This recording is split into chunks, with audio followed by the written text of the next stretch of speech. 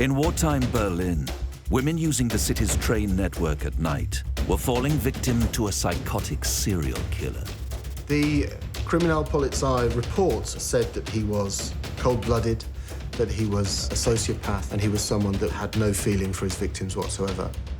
But despite desperate attempts by the police to catch the murderer, the Nazi high command wanted to keep the investigation a secret.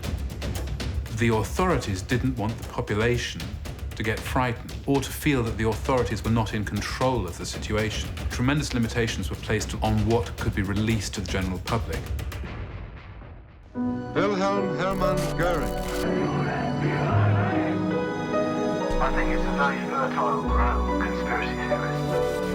He wound an electric flex wire around. No home in the world untouched. Yes, he had not committed suicide, but that he had been murdered.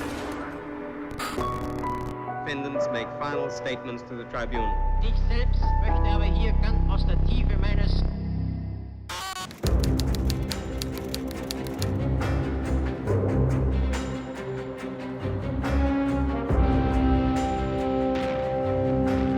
During World War II, the Allied bombing campaign against Germany had caused the Nazis to issue blackout orders in all major cities across the Reich.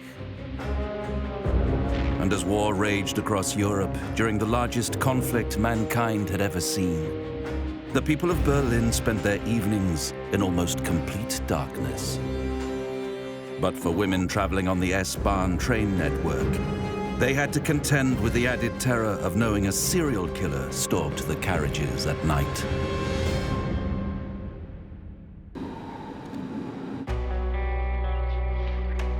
Under the new Nazi government, construction of the Berlin S-Bahn commenced in 1934.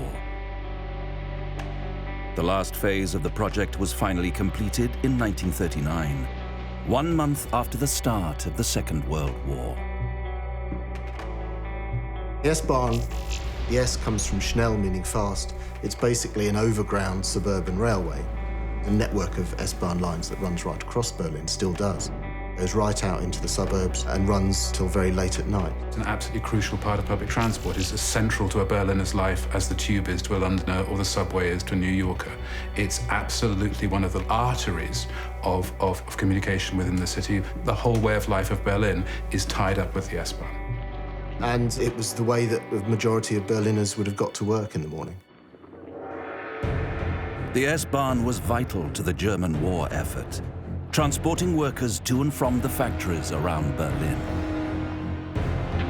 But as the war progressed and more German men left for the front line, it was up to the women of Berlin to continue the fight on the home front. From 1939 onwards, all of the men, the younger men, from, the age of 18 to 41, they're fighting in the war. So women are being called into industrial work for the first time. So there's a greater proportion of women riding the S-Bahn on a daily basis.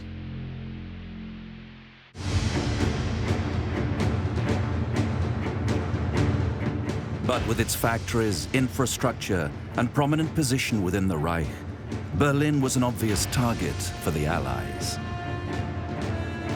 And its location was well within striking distance of the British RAF bombers. The blackout order was given on the first day of the war, on 1st of September 1939 in Germany. And it effectively meant that any light source visible from above 500 meters, so visible from the air, had to be shrouded or covered and otherwise made invisible. And this meant generally that you had to sort of tape up windows, you had to have thick blackout curtains for doors and so on at night time. All street lights would be either turned off or shrouded. And so the blackout was as total in Berlin as it would have been in London. So it was taken very seriously indeed. And this, of course, caused a degree of chaos for the people of Berlin, because they weren't used to that. Berlin was very much, a lively modern city with neon lights, street lights and traffic and everything else. And to suddenly plunge that world into darkness was a big shock for a lot of people.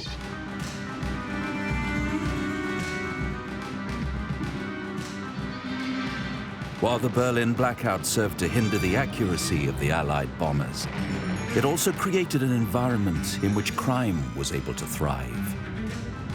It was a very surreal twilight atmosphere in cities under bombardment at war, and all sorts of nefarious deeds went on under the cover of darkness. There is an upsurge in crime, robbery, prostitution, all of that stuff. And there's a massive spike in accidental death. Car accidents, people falling on train tracks, people falling in front of trams. The discovery of dead bodies around the streets of Berlin was nothing unusual for the time. On average, in the winter of 1940, there is one person being killed every night in Berlin, thanks to accidents in the blackout. So you have a huge amount of deaths for the police to sift through.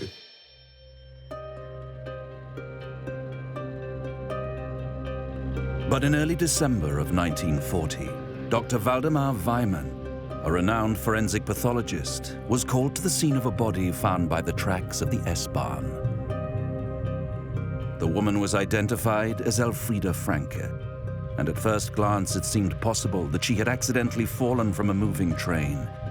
But a closer examination would be required to determine the cause of death. On inspection of Elfriede Franke's head wounds, Dr. Weimann noticed several unique features inconsistent with the theory of accidental death.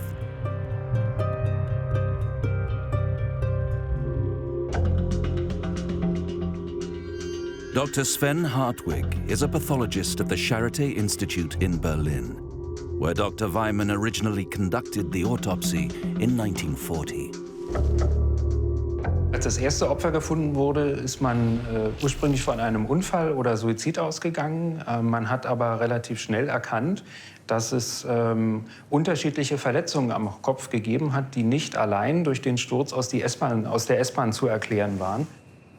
Und eine Verletzung, die damals auffällig gewesen ist, ist zum Beispiel dieser Impressionsbruch des Schädeldaches, der nur durch einen entsprechend geformten Gegenstand entstehen konnte und nichts mit dem Sturz aus der S-Bahn zu tun hatte. Mit einem Unfall nicht erklären und auch nicht mit einem Suizid. Weimann had established that she had been murdered, but why and by whom were the questions that now needed answering.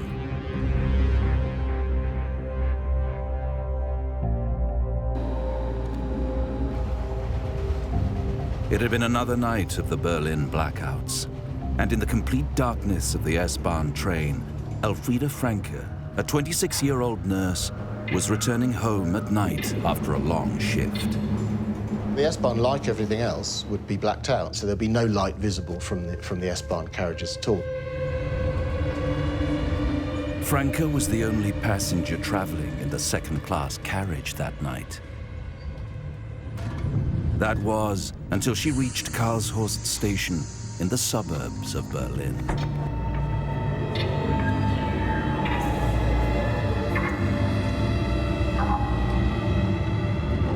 She would hardly have been able to make out the features on the man who boarded the train,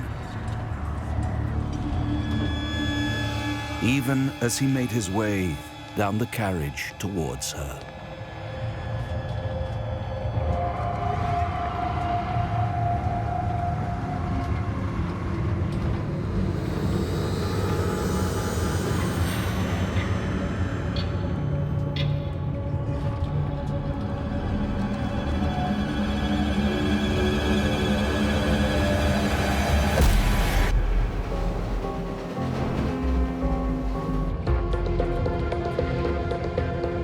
It would take time for the police to realize that Elfriede Franke was not his first victim.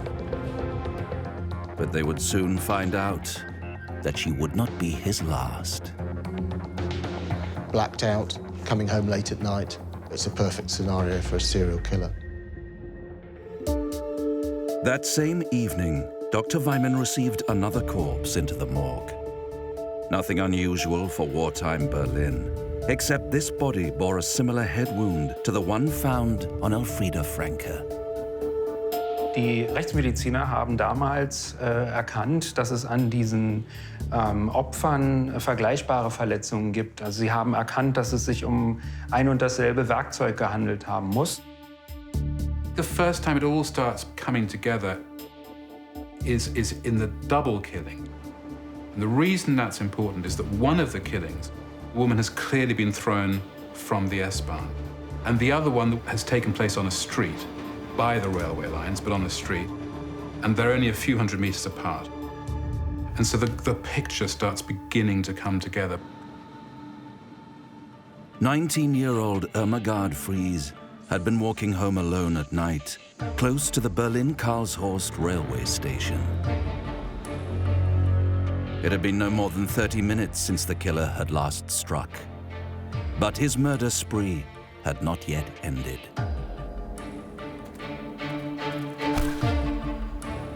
Two murders in a single day. One on the train and one next to the train tracks. And at that point, the police realized that they have a serial killer on their hands. A crime of this nature was a serious concern to the Nazi Party, and the case was quickly picked up by the German criminal police force, known as the Kripo. The Kripo is a shortening of the words Kriminalpolizei, criminal police.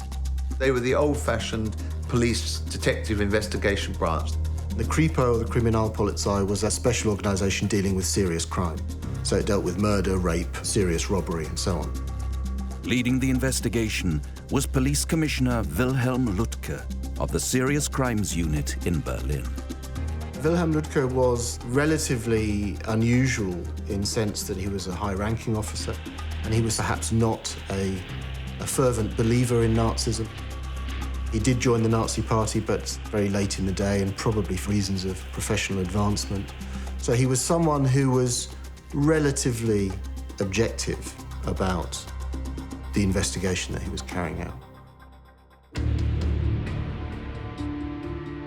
Before Germany had come under complete Nazi control, he had been a member of the Democratic Party and actively worked against Hitler's rise to power. But despite making many powerful enemies in the regime's early years, even the Nazi government had realized his skills as a detective far outweighed his political leanings. Lütke is not a character who has a tremendous amount of public profile, except for the fact that he was very highly regarded at the time. He had solved more murders than any other serving detective. So you have to think of Lütke as being like one of the top detectives in Germany, a really experienced, hard-nosed professional. Lütke and his team of detectives were eager to mount a full and swift investigation into the murders. They wanted to make a public appeal for witnesses to come forward, but also make sure that women traveling on the S-Bahn remained vigilant while the murderer was still at large. But the Reich Minister for Propaganda, Joseph Goebbels, wanted an altogether different approach. The normal reaction would be that the press would get onto the story, it would be splashed across the newspapers and on television, and that would not only inform the public that there was a risk out there, it would also potentially bring new leads of inquiry into the investigation. Things didn't work like that in Nazi Germany. Goebbels had the news blackout on this. He controls all of the newspapers through his daily press conference. So this case doesn't appear in all the German newspapers. They're not putting out a kind of, wanted poster. For reasons of propaganda, the authorities didn't want the population to get frightened or to feel that the authorities were not in control of the situation. They wanted to maintain the fiction that all was well. And so tremendous limitations were placed till really quite late in the case on what could be released to the general public.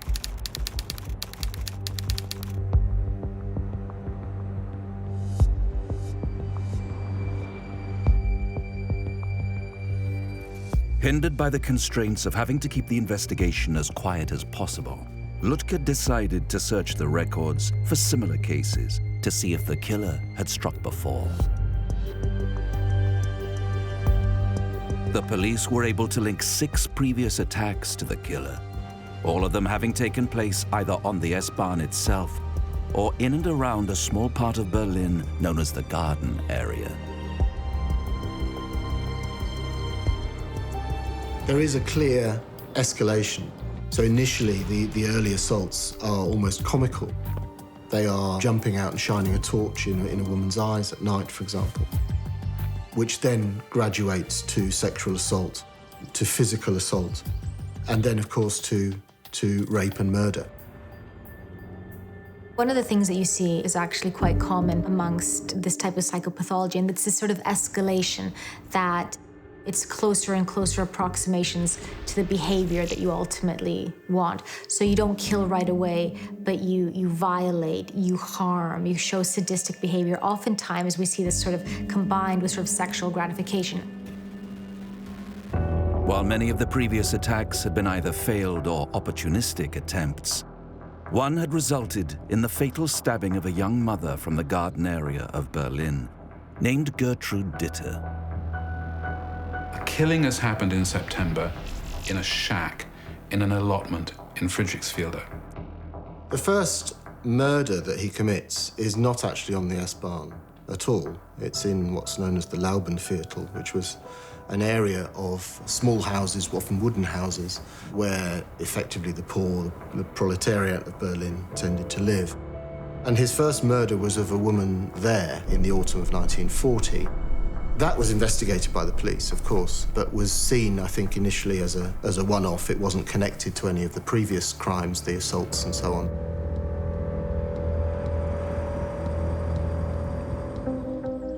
Until now, the Berlin police had failed to link the crimes to one single perpetrator, primarily because there did not seem to be a consistent pattern to the attacks. This allowed the killer to build up to his murders by learning from his mistakes and honing his craft. When a serial killer begins to kill, you look at the methods employed, you look at whether there's like a temporal rhythm to it, how often they're doing it, you look if there's a certain type of person that they're targeting in a certain location. And one of the things that we know was happening in this case is that there wasn't as many patterns as you'd expect. Actually, he would change the way he killed. He changed his modus operandi a number of times. His first victim was killed away from the train tracks. He used predominantly battery, so he would batter women over the head. Occasionally there was sexual assault and rape, but not always. And then occasionally he also used stabbing. So he used a number of different methods. There appear to be different motivations in the sense that some are clearly sexual attacks and some appear to be just assaults, just violent assaults. He would use different means, and I think that would have been very difficult for the detectives on the case. Although there was no clear pattern to the attacks, they all had one crucial thing connecting them. The common factor was the proximity to the S-Bahn in East Central Berlin. That was the thing that linked all of his murders.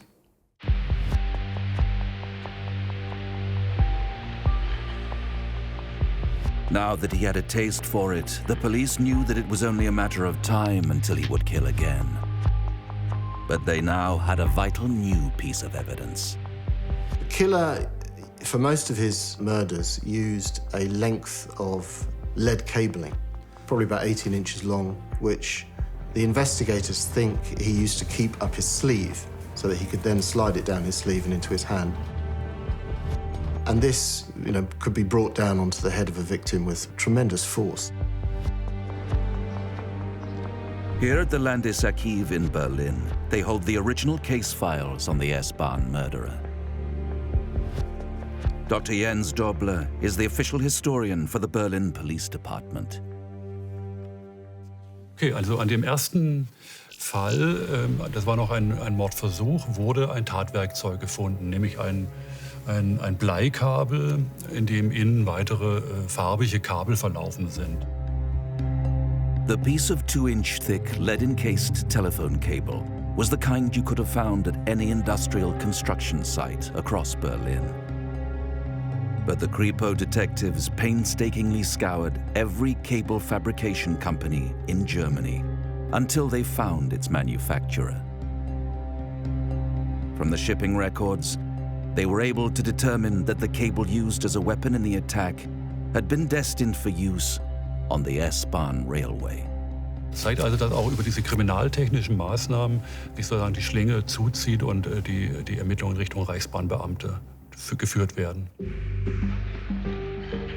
The police were now certain that the murderer was an employee of the S-Bahn railway. But this conclusion would not sit well with the Nazi high command. Although they had a very clear idea quite early on that it almost certainly was an employee of the S-Bahn, because Nazi ideology said, no, no, no, it must be a Jew, it must be a foreign worker, it must be an Untermensch, there were pressures on them, as it were, to look somewhere else, to look among foreign workers, to look among Jews, even though Jews weren't allowed on the railway. To keep the regime happy, Ludger had to publicly investigate the possibility that the killer was not a German citizen. There's appeals for information, there's leafleting, they put posters up around foreign labourer work camps, which there are a few in the area. They seem to be convinced that it must be a foreigner who's committing these murders. So they try to appeal for information from those places. But even though Goebbels tried to keep the murders quiet, word that there was a killer on the loose soon began to spread. People in Berlin tended to know what was going on. There was an urban grapevine, and people knew that there was a killer at large. So there are a number of accounts of people talking about this spate of killings. So it was certainly known about by the people of Berlin.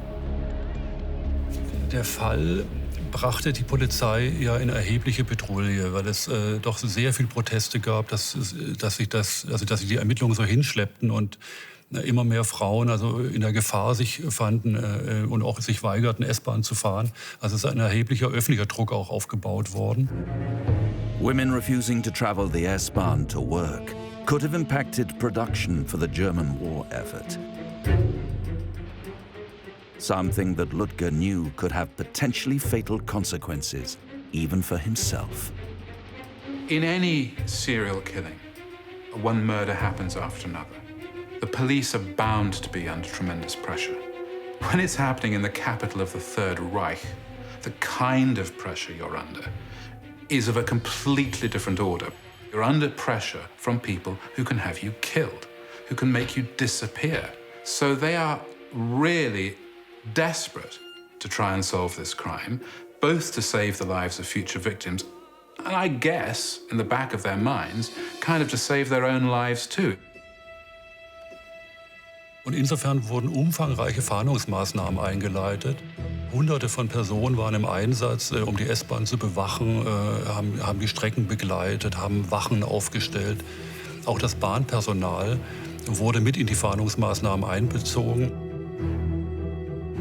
Despite pressure from the regime to investigate foreigners for the crimes, Ludger also continued to pursue evidence that the killer was an employee of the railways. The detectives really stuck at their task, and they did proper, good, solid policing. They interviewed 3,000 employees of the S-Bahn. They started putting people onto the trains, see if they could attract the murderer to attack one of their people. The detectives came up with a plan to plant people on the train in a bid to catch the murderer, drafting in officers from the women's branch of the Kripo to act as the bait. And that approach almost bore fruit.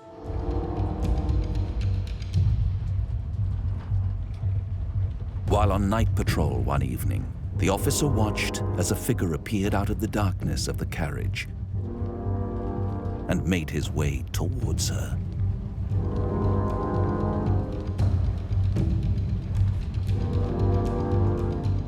But to the killer, something about this potential victim seemed different. Oh, hang on. This woman doesn't feel quite the same as the others.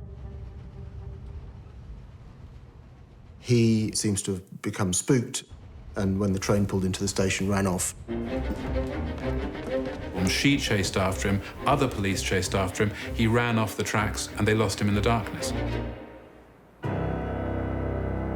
I mean, they came this close to getting the killer. The Kripo had come close to catching the killer by using the female police officers as bait. So they decided to employ the same method again. But this time, they would make a small adjustment to the plan.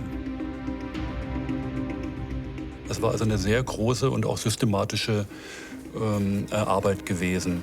Ein Spezifikum dieser Fahndungsmaßnahmen war, worüber wir heute so ein bisschen schmunzeln, aber damals war es natürlich tödlich ernst, war, dass sich eine ganze Reihe, nämlich ungefähr 6, 7 Polizeibeamte als Frauen verkleidet haben.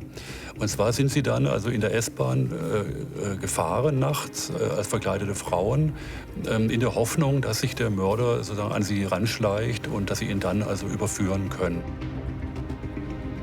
These were singularly unconvincing, not least, as it turns out, because men by and large are bigger than women, and the killer, as they finally realized towards the very end, one of the common denominators of his victims was they were all small, people he felt he could easily overpower. But all the police efforts had been in vain, as less than 2 weeks after the night of the double murder, workers found the discarded body of Elizabeth Bungurner on the tracks near Ransdorf station. Over the next 3 months, a further 3 women would also be attacked and murdered on the S-Bahn. With the body count rising, Ludger was in desperate need of a breakthrough. But the killer had gone to ground. Nearly 5 months would pass before he would strike again.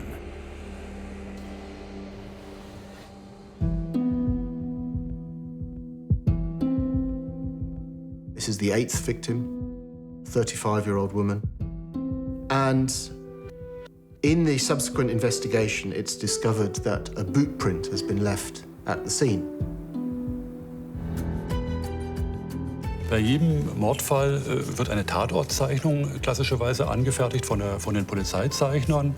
In dieser Zeichnung ist der Standort der Leiche drin, dann alle Arten von Spuren, die gefunden werden und auch die Umgebung, damit man das also jederzeit nachvollziehen kann. Und hier bei dem Fall der Frau Ogorzow, übrigens der letzte Fall, kann man eigentlich sehr gut nachzeichnen, dass also mit Fußspuren gearbeitet wurde. Es wurden also Fußspuren gefunden. The footprint was the break the police had been hoping for, and Ludger quickly ordered his detectives to get to work tracking down the man who had been standing by the body. Because at the time, Berliners had rationing, and so they had to give coupons over for the shoes, they were able to find out exactly who had given coupons to buy these shoes. They were able to make a match to a Mr. W. Hangman, a carpenter who lived less than 300 meters from the crime scene. When investigators checked his records, they also discovered that he had previous convictions for sex crimes. Based on this evidence, Hangman was brought in for questioning. The evidence placed him at the scene of the murder, and his prior history of sex crimes meant that he fitted the killer's profile. The Kripo were convinced that they had their man. They proceeded to interrogate him in the hope of obtaining a confession and getting a resolution to the case. They'd got the footprint, Bayat body, they'd got a creep. In Nazi Germany, it would have been the work of an instant to get him eradicated. End of problem, end of grief they're getting from the Reich Main Security Office. Job done. But as the interview unfolded, they soon realized that something was not adding up. Hangman was able to provide them with cast-iron alibis for the previous murders, and witnesses were able to corroborate his story. So how had his footprint come to be found beside the body of Frida Koziel? It turned out it wasn't the killer. It was a peeping Tom who liked to kind of prowl in the neighborhood, seeing if he could see women undressing or couples at it. Found what he thought was a sleeping woman lying there, saw the wound in her head, and then did a runner. They caught him, they found him, only to discover that they'd got the wrong guy. The investigation was back to having no suspect. At a loss, Ludger ordered his detectives to go over the work rosters of all the S-Bahn workers until they had narrowed it down to employees whose shift patterns could have potentially matched with the murder sprees. Late on in the case, Ludger says, no, let's go back and let's just see if we can find anybody, go through all the interviews all over again and find people who have, if you like, anything that may tie them to one of the killings. And they come up with a list of 8 people. What they did at that point was to re-interview their list of suspects. And in that process, one name kept coming up, which was that of Paul Ogorzow, who was an assistant signalman on the S-Bahn. His name kept coming up because he was renowned amongst his work colleagues for having very outspoken misogynist views. He was someone who a number of his colleagues said frequently absconded in the middle of his shift, jumped the fence and ran home. So he was someone who certainly acted in a suspicious manner. One of the things that we know in Ogorzow's case is that he spoke about women with a lot of contempt. So this idea of seeing them as objects, of seeing them as things to be used, this is certainly something that we see with sociopaths and also violent sexual predators. The science of criminal profiling, people think of that as an FBI invention in the 1970s. It's absolutely not. The German police were onto it in the 20s and 30s. In fact, the phrase serial killer, Serienmörder, was created by the Berlin murder squad.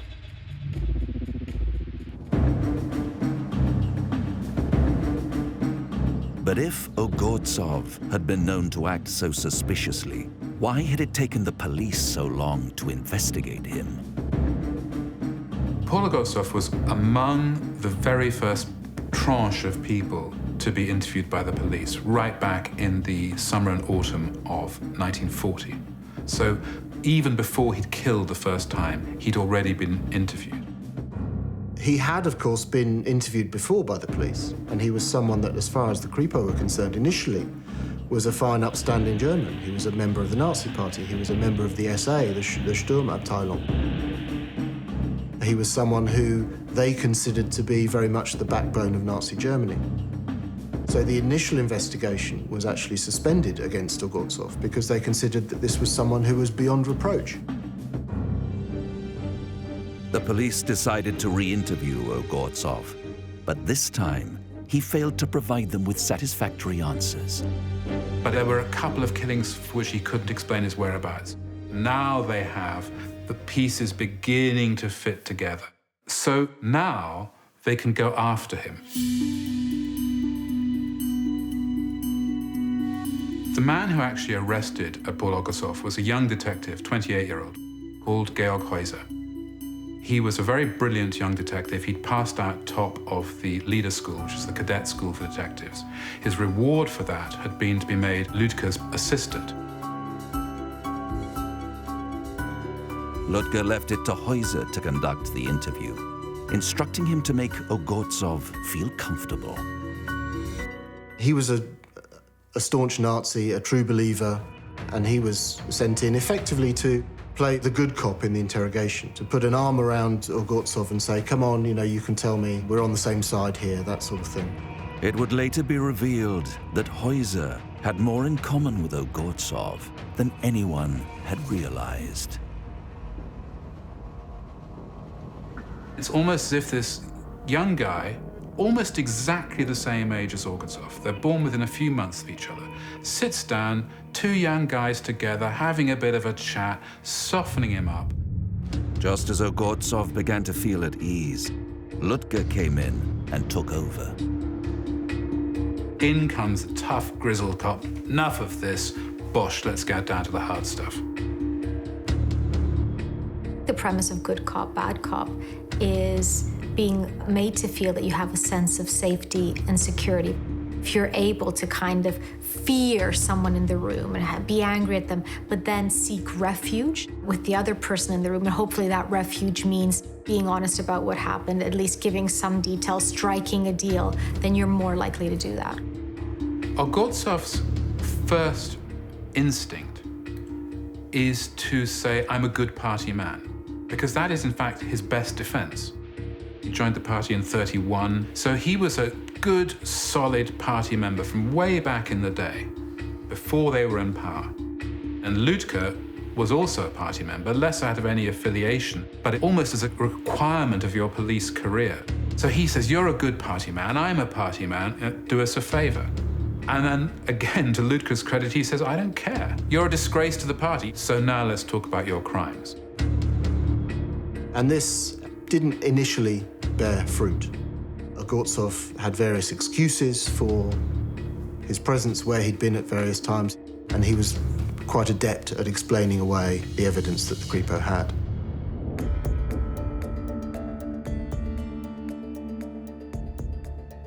But Ogorzow remained tight-lipped, and Ludger didn't have enough evidence to secure a conviction.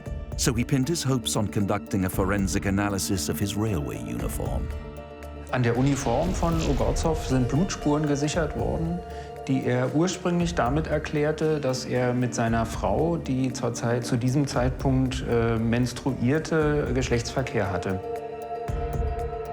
The police, of course, asked his wife if this was the case, and initially she said yes, that was true.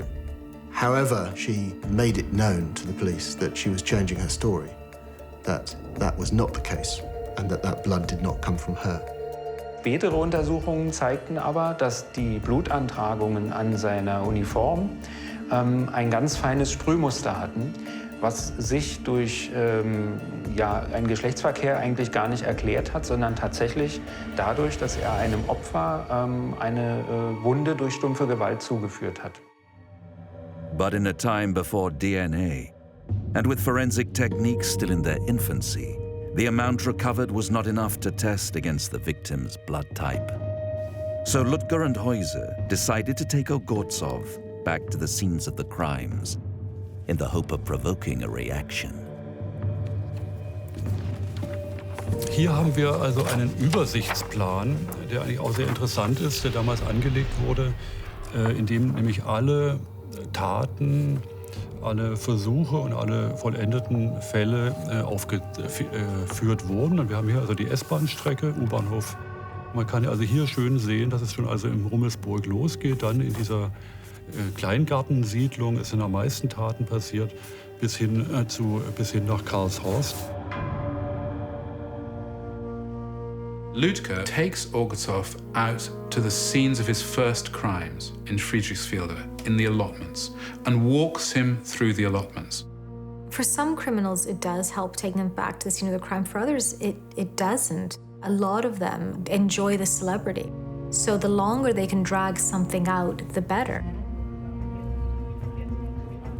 He stops by places where they know he's committed serious crimes and says, oh, well, something happened here, but it was nothing much. Initially just says, yeah, okay, I did the odd thing here. You know, I remember I shone a torch in a woman's face just to see her reaction, or I would say dirty things to them. And he starts giving himself away.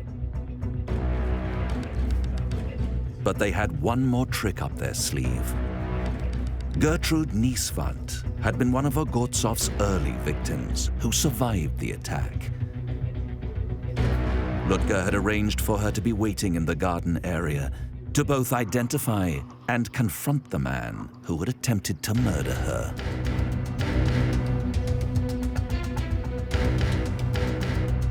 Now they have corroborating evidence because they've got people who've seen him. Not necessarily for the murders, but at least they've got him on the assaults. Ludger was wearing his suspect down, but too much was riding on this case for him not to obtain a full confession. So in a last-ditch attempt, he delivered his final blow. The final stage of the interrogation is I think, a great theatrical moment. It's one of those things that you couldn't make it up. This was the moment that turned the investigation. And then, like the kind of magician's flourish. Ludger had on his desk a number of the skulls of Ogorzow's victims. And says, these are the women you killed. And that's the moment at which Ogorzow cracks. Somehow it overwhelms him, the reality of what he's done becomes clear to him. He starts confessing, and they know they've got him. At the end of that confession, he admitted to 8 counts of murder, a further 6 counts of attempted murder, and 31 counts of assault.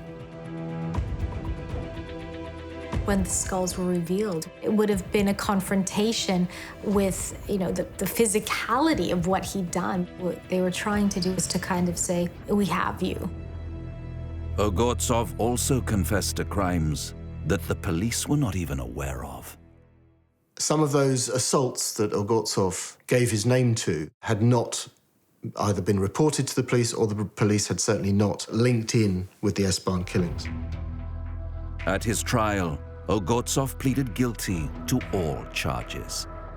He was duly convicted of 8 counts of murder, 6 counts of attempted murder, and was sentenced to death. And 2 days later was executed by guillotine in Plötzensee prison in Berlin. One of the things that is bizarre about this case is the irony that here we are talking about a serial killer who killed 8 people in a city which is ruled by one of the greatest examples of institutional serial killing the world has ever seen. At the period these crimes are happening is precisely when the Holocaust is being planned. So there's this terrible sin that is occurring at the same time as these murders.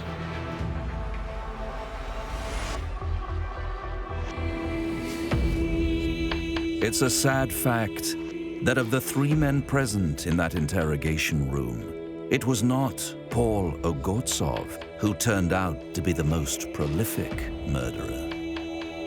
Georg Heuser is the person who drew me to this story.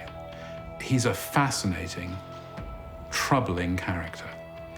He was a brilliant young detective. He did something heroic. He's a good cop at this point. Later that year, 1941, he was called up, as many policemen were, to serve in the Einsatzgruppen, which were mobile killing squads. Their task was essentially to round up Soviet civilians, predominantly Jews, anyone effectively that the Nazis didn't like, and they would be marched out of town, ditches would be dug, and they would be shot into ditches. Heuser was not only instrumental in organizing all that, he was one of the killers. He was finally caught up with in the 1950s and was taken to trial and was imprisoned as an accessory in 11,000 counts of murder. So you had somebody who'd been a hero, an absolute hero, a guy who catches a serial killer, archetypal hero, becomes an SS mass murderer. For the crimes that Georg Heuser committed, he was sentenced to 30 years imprisonment, of which he served 6. So we have to wonder who the bad guys are in this story.